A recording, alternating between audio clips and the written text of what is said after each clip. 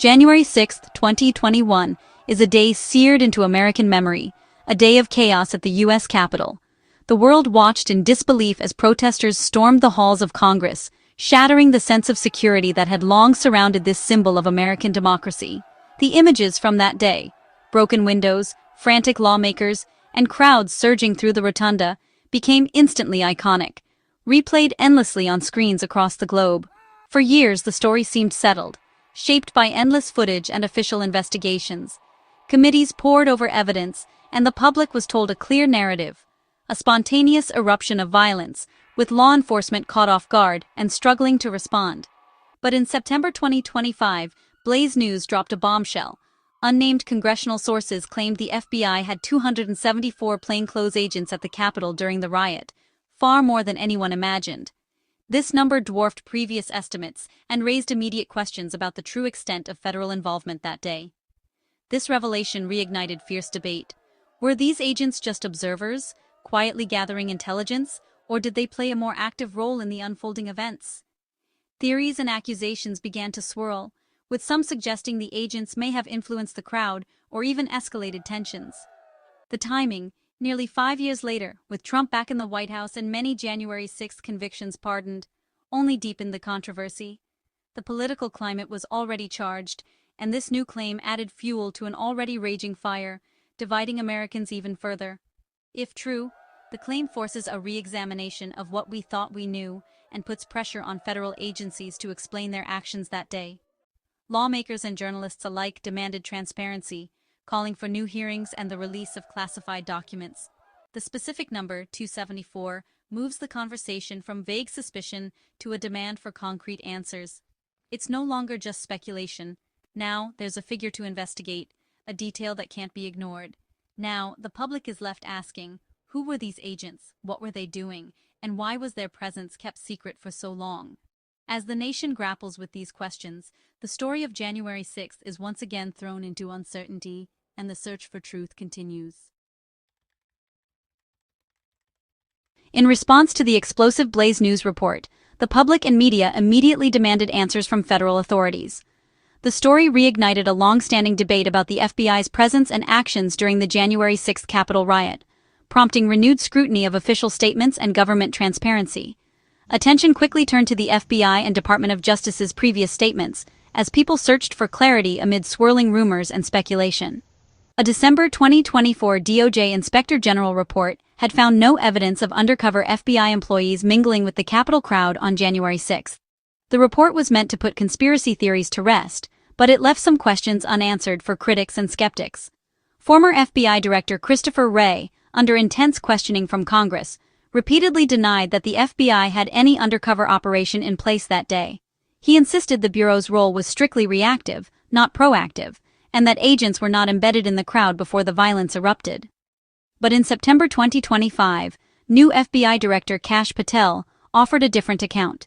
He confirmed that 274 agents were present at the Capitol, a revelation that contradicted earlier denials and reignited controversy. Patel clarified that these agents weren't undercover or embedded before the riot began. Instead, they were deployed in plain clothes as a last-minute emergency response, only after the Capitol had already been breached and chaos was unfolding.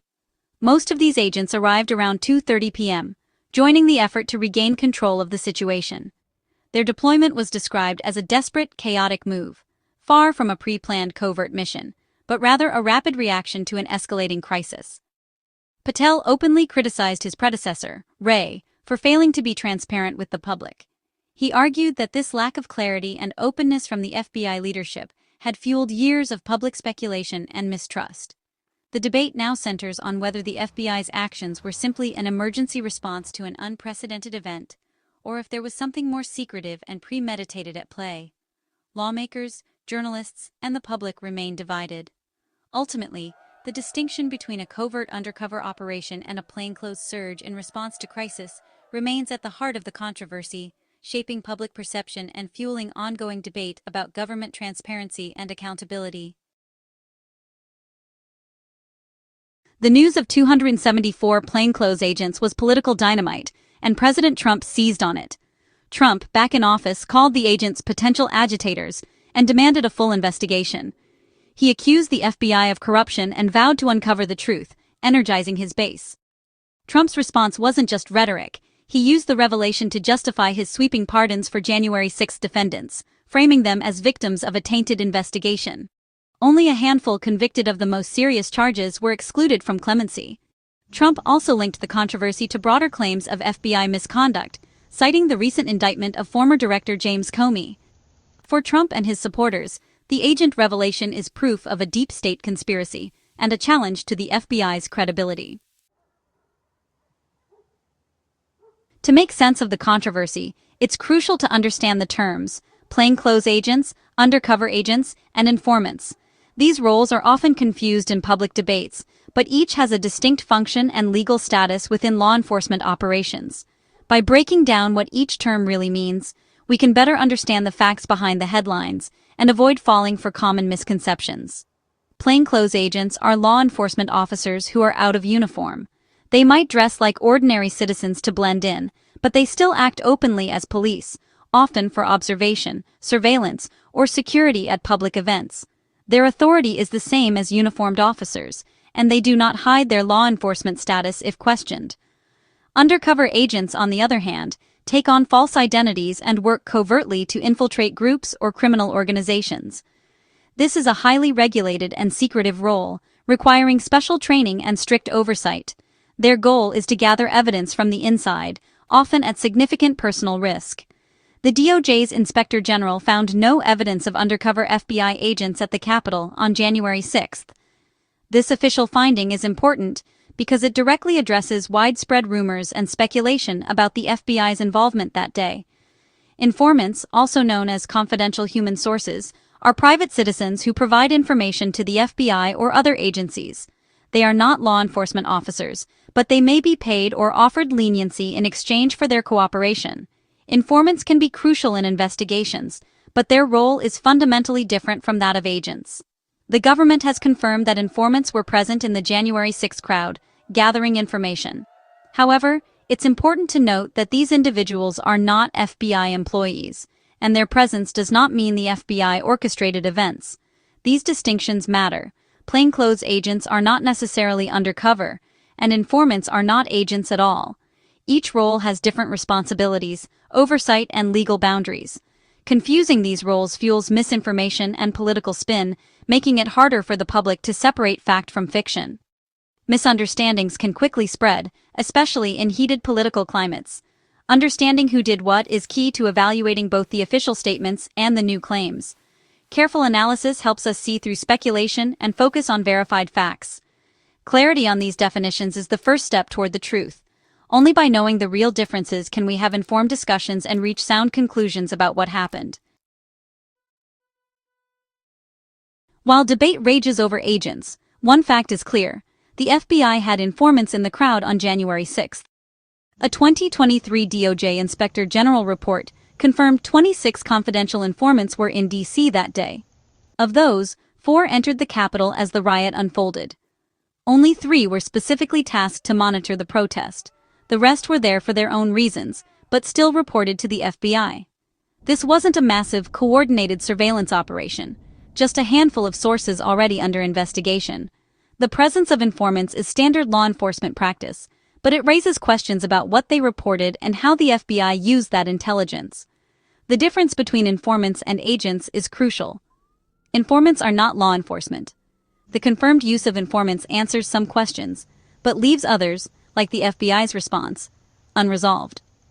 What did the FBI know, and when did they know it? The Blaze News report's credibility rests on the number 274. The figure comes from an internal FBI document shared with Congress, giving it weight. Fact-checkers and the FBI clarified. These agents weren't embedded before the riot, but were part of the emergency response after the breach. FBI Director Patel said the deployment was chaotic and unplanned. Agents were pulled from regular duties and sent in plain clothes because there was no time for tactical gear. Using FBI agents for crowd control is highly unusual, underscoring the desperation of the moment. The confusion stems from the term plainclothes, which some interpret as covert, but the FBI insists it was simply a matter of practicality. The controversy now hinges on whether the public accepts this explanation or suspects a deeper cover-up. The debate is less about numbers and more about trust. The fallout from January 6 has been massive, over 1,500 prosecuted, then most pardoned by President Trump in 2025. For some, the prosecutions were justice; for others, the pardons were a correction of injustice. The revelation about 274 agents has reignited arguments on both sides. Supporters of the pardons now claim the event was a setup or a federal failure, casting those prosecuted as victims. Opponents see the pardons as undermining the rule of law and democracy. The debate has shifted from the actions of rioters to the actions, and possible inaction, of the government. The legal outcomes are settled, but the political and social wounds remain open. The FBI's role on January 6 is still a source of deep national division. The real issue is trust between the government and the people. Law enforcement relies on public confidence, built on transparency and fairness. The delayed disclosure of the 274 agents has fueled suspicion and conspiracy theories. Even if the official story is true, the lack of early transparency damaged the FBI's credibility. This controversy feeds into a broader narrative of a politicized, unaccountable federal bureaucracy. Rebuilding trust requires more than denials. It demands openness and honesty. Without trust, democracy itself is weakened. Getting to the bottom of this story is about restoring faith in government, not just settling history. The official explanation of 274 agents as emergency responders is plausible, but questions remain. Why wasn't this deployment disclosed sooner? Was it oversight or intentional secrecy? What exactly did these agents do at the Capitol, and did their presence help or hinder the response? What did the FBI's informants report, and how was that intelligence used? Congress and the DOJ must pursue these questions with full transparency. Only a thorough, bipartisan investigation can restore public trust and put conspiracy theories to rest. Transparency is the only way forward. Anything less leaves the nation divided and suspicious.